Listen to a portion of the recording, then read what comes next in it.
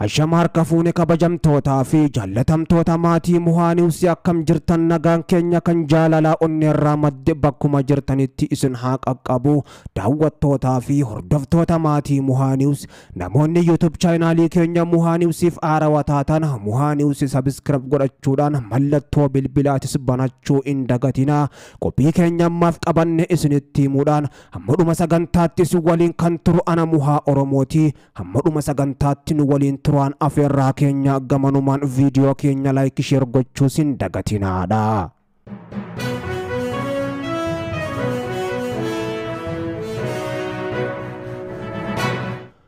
Walwaraansi oboo fi humnoota mootummaa gidduutti gaggeeffamaa jiru jabaachuudhaan yeroo guutuu Oromiyaa keessatti kan durii caalaa hammaachuun itti fufee jiru kanatti ammoo jiddu galeessa keessatti mootummaan oboon na dagachiiseen haleele jechuudhaan ammoo guyyaa har'aan tanaa marii qondaalota olaanoo wajjin godhaa ture gubbatti muummee Abiyyi Ahmad wanni halkan kaleessaa giddu galeessa Oromiyaatti ta'e waan badaa ta'uudhaa fi humnoonni waraana biyyattii qophii ta'uu dhabuusaa argisiise jechuudhaan Field Marshal General Birhaanuu Juulaatti dheekkamuun isaaniitis dhagahamee jira. Waraanni bilisummaa Oromoo oboon Baashaggar keessa sossoo birgeediin caffeetumaadhaan ammoo tarkaanfii jabduu halkan tokkotti fudhateen Baashaggar godina addaa magaalota 8 olitti lola gaggeesseenis humnoota mootummaa hedduu isaanii barbadeessuu beeksisee jira. Haaluma kana waraanni bilisummaa Oromoo oboon Baashaggar magaalaa Duukam seenuudhaan tarkaanfii iddoo lamatti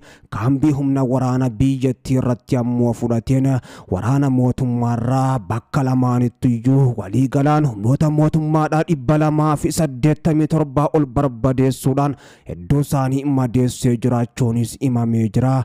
Gama meeshaatiin ammoo qabeenya kaambicha keessa ture konkolaataa ajajoonni waraanaa olaanoo lama ittiin socho'aa turanii fi akkasuma qawweewwan AKM Turkii haaraa danuu booji'us oboon jiddu galeessaa beeksisee jira.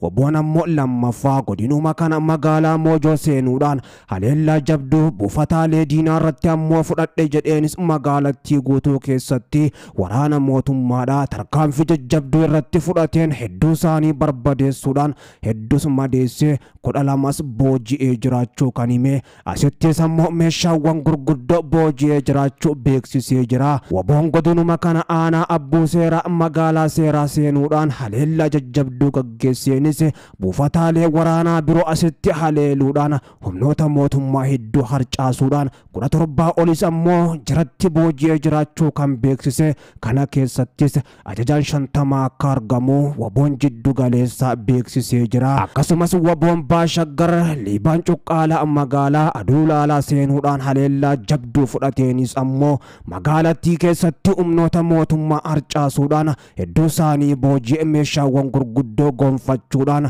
lolichaasa injifannoon xumuree jiraachuu kan beeksise. Iddoon shanaffaa ammoo aanuma kana magaalaa Wambaraa jedhamtu seenuudhaan buufata waraana mootummichaa rukutuudhaanis ammoo ajajaa 100 booji'uudhaan qondaalota olaanoo bilisiginnaa achitti ammoo marii gubbaa turan lamas booji'uun dhagahamee jira kan ammaaf maqaan isaanii hin eeramin. Iddoon jaaffaa waraanni bilisummaa Oromoo oboon haleellaa gubbatti gaggeesse kan biroo ammoo magaalaa xiqqoo waraana mootummaa cinaa jirtu Handhoo jedhamtus ammoo keessatti humnoota mootummaadhaa haleeluudhaanis baqachiisee jiraachuu beeksisee jira. Iddoon torbaffaa ammoo godinuma sana giddugalaa oomishaa kan taate magaalaa Maqee seenuudhaan haleellaa jajjabduu raawwateen kumaandara tokkos ammoo bakka irraa deebiin qabnetti ol arguudhaan hidhamtootaas hiikuudhaan ammoo qondaalota mootummaa achi jiranis baareksuudhaan halkaniin magaalaa keessaa halkan kaleessa baqachiisee jiraachuunis beekamee jira. Akkasumas achuma magaalaa Bootee jedhamtu irrattis tarkaanfii birgeedichi fudhateen diina adabbii dandammii hin qabneen adabee jiraachuu kan beeksise.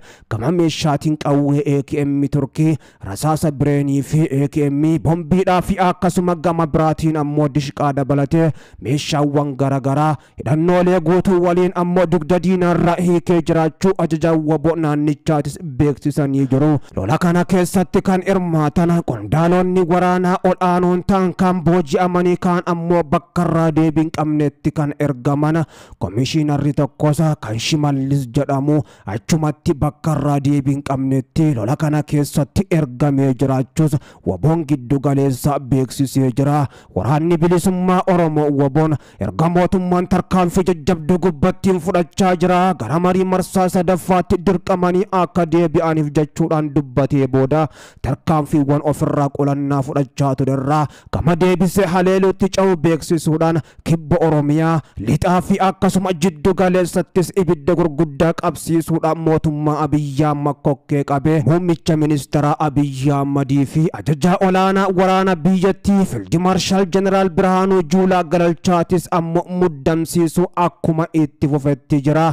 Giddu galeessa keessatti lolli gaggeeffamaa jiru mootummaa Biltsiginnaa kan kokkee qabee lolli kun ammoo gara marii marsaa sadaffaatti mootummicha marii Taanzaaniyaa marsaa lammaffaa dhiitee keessaa bee dirqisiisuudhaanis deebisuu mala jechuudhaan keessa beektonniinis himaa jiru.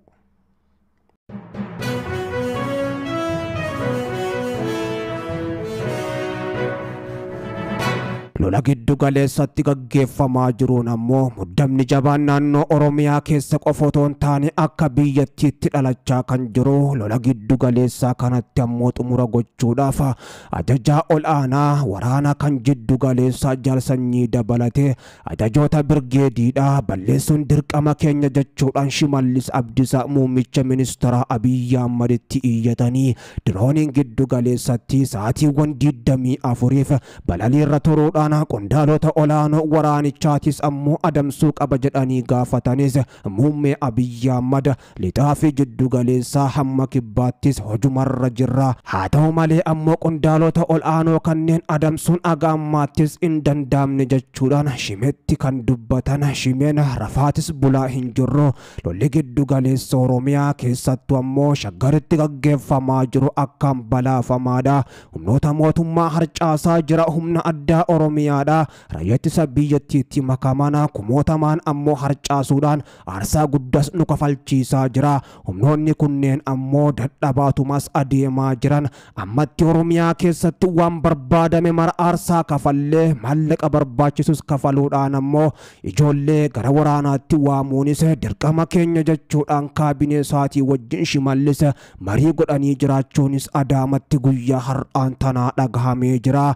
Waboo fi mootummaa gidduutti lolli lixarraa kaasuudhaan hamma giddu galeessaatti gaggeeffamaa jiru erga marii marsaa lammaffaa fashalaa'e as ammoo kan durii caalaa jabaachuudhaan lafoo fi qilleensarraan meeshaalee gurguddoodhaan gaggeeffamus ittuma fufee jira. Waraanni bilisummaa Oromoo waboon ammoo haleellaa mootummaan na gubbatti banee lafoo fi qilleensarraan meeshaalee gurguddoodhaan jaluma seenuun qolachaatiin jira kan jedhe ajajoonni waraanichaa ammoo barbaadamaa turuunis kan himame. Mootummaan ammoo otoo hin milkaa'in barbaachi Jaal Marroo fi Jaal Gammachuu Jaal Sanyii hafuudhaan ammoo waraanichumayyuu ofirraa ittisuudhaafis aarsaa gurguddaa kafalaa jiraachuun kan himame. Tarkaanfii waboon ammoo jiddu galeessatti yeroo ammaan tanaa fudhachaa jiruun humnoonni mootummaa danuu ta'an barbadeeffamuudhaan meeshaaleen gurguddoonis ammoo waboodhaan booji'amanii kanneen ammoo hin sochoone waboodhaan barbadeeffamaa jiraachuunis himamee jira. Meeshaawwan gurguddoo Oromiyaa keessatti ammoo waboo ittiin rukutuudhaaf mootummaan galfatee ture kana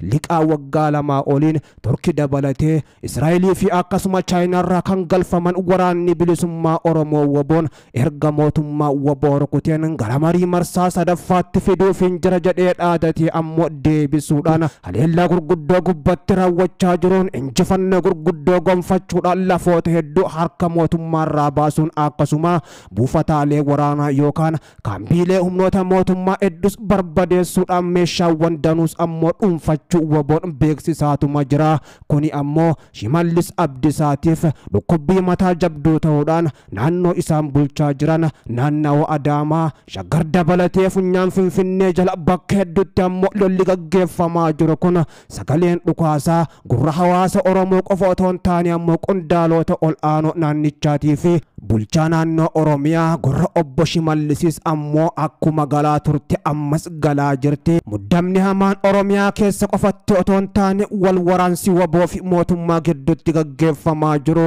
guutuu Itoophiyaatis raasaa jira jechuudhaan ammoo himamaa kan jiru. Shimallis ammoo kaabinee isaa akeekkachiisuudhaan warra lola kana hin deeggarree fi akkasuma marii qofaan furmaanni dhufuu qaba jedhan akkuma taayyetti adabamuuf jirtan jechuudhaanis akeekkachiisanii akka jiranii fi hundumti isaanii ammoo lolaaf of qopheessuu akka qabanii fi Oromiyaa keessatti ammoo humna waboo dura dhaabbachuuf jiru leenjii ji'a sadiitiinis qopheessuun dirqama akka ta'e obbo Shimallis Abdiisaadha marii Adaamatti gaggeessan gubbatti dubbatanii jiraachuu qondaalli mootummaa maqaan isaanii akka heeramu hin barbaanne tokkos dubbicha nuun gahaniiru.